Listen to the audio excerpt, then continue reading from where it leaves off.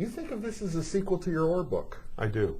What I tried to write about in the Orr book was that the kind of myth, the Canadian hockey player mythology. How we've wrapped ourselves around that idea of the product of hockey players and kind of hockey genius as a product of the place, and small towns and backyard rinks and skating on a frozen pond and just kind of emerging out of this country. And Orr was that. That was Orr's story, and that was really Orr's story. And then Gretzky's Gretzky is that, but he comes along in a completely different world where there's more self-consciousness, where we're kind of looking for it. We're kind of waiting for the next incarnation and ways to package that incarnation and monetize the incarnation and make it fit, make him fit the story as much as kind of just appreciating the story as it evolved. And he comes along at a different time, media-wise, at a different time, hockey-wise. Their careers almost abut each other, which is why I start the book there. Orr's retirement announcement comes almost bang on Gretzky signing with the Oilers in the WHA, or being traded to the Oilers in the WHA. It's like it's the same story, but it changes. It changes with the times. The times force it into a different place. And Gretzky is, Bobby Orr was no one knew who Bobby Orr was until he was 14 years old. He might as well have been playing on Mars. And Wayne Gretzky was on Morningside when he was 10 years old.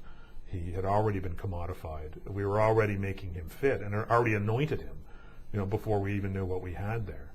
So it's the echo of that kind of creation myth, that story that I really liked. That was where it started, and what happens to that story the second time through in a different kind of Canada, not 1950s, 1960s Canada, but 1970s, 1980s Canada, which is a different place.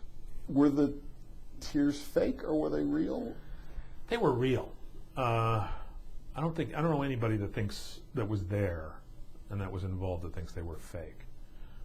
But I think the question was why he was crying, and I think that's a more complicated answer. He wasn't crying because he had been traded to the LA Kings per se. He wasn't crying because he was going to have to leave Canada. He wasn't crying because he was going to have to leave Edmonton. I think he understood the inevitability of that long before. He knew that he wasn't going to finish his career as an Oiler. He knew eventually that he wouldn't be able to get paid what he was worth in Edmonton. He knew the realities of the team. He knew the realities of Pocklington's business. Wayne was pretty astute that way. So I don't think he had any fantasies. And he did understand the business of hockey. This is the business he'd been in since he was 12 years old or 11 years old. He got it. But managed always to look like he didn't. Well, which is a great quality, especially in Canada, isn't it? Yeah. Don't really care about. We like guys who, it's just a game. Well, it wasn't just a game.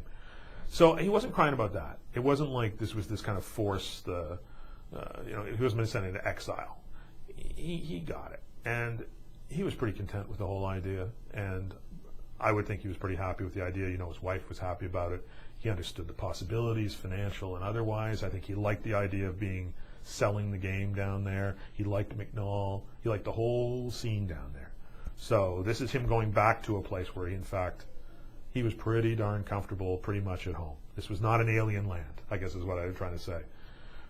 And so he wasn't crying about that. I think he was crying because it comes up talking about the team, and I think it was like, it's funny, Jeff Goodman, who's the PR guy working for Pocklington, said when you write your speech, it should be like, treat this like it's high school graduation.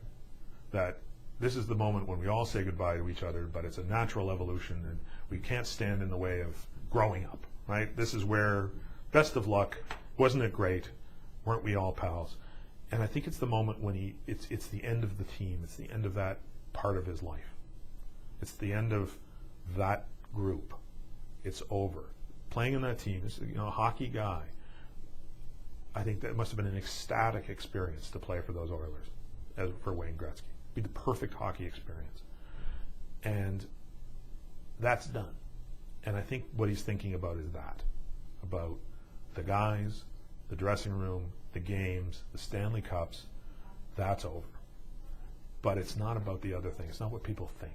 this idea that evil Peter Pocklington has sold my flesh to Bruce McNall, and I'll be damned if I'm going to go willingly, but I can't because it's out of my control, and therefore I'm going to weep. He had some control of the process. He knew what he was getting into, and those tears dried up really fast. If you watch the press conference now, you go back to it. Once you get to the question and answers, which no one ever shows anymore, the clips, there's 25 minutes, I think, of questions and answers with the press after that statement. He's clear-eyed. He's calm. He's rational. He looks like he wants to get on the plane and get the hell out of town. And when he got to LA, of course, it was a party. So, he wasn't weeping for Canada, and he wasn't weeping for the things that maybe the framework we've imposed on that scene, the kind of cultural framework that we put on that scene for our own needs. That wasn't, his tears were different than Canada's tears. The book is Gretzky's Tears, Hockey, Canada, and the Day Everything Changed.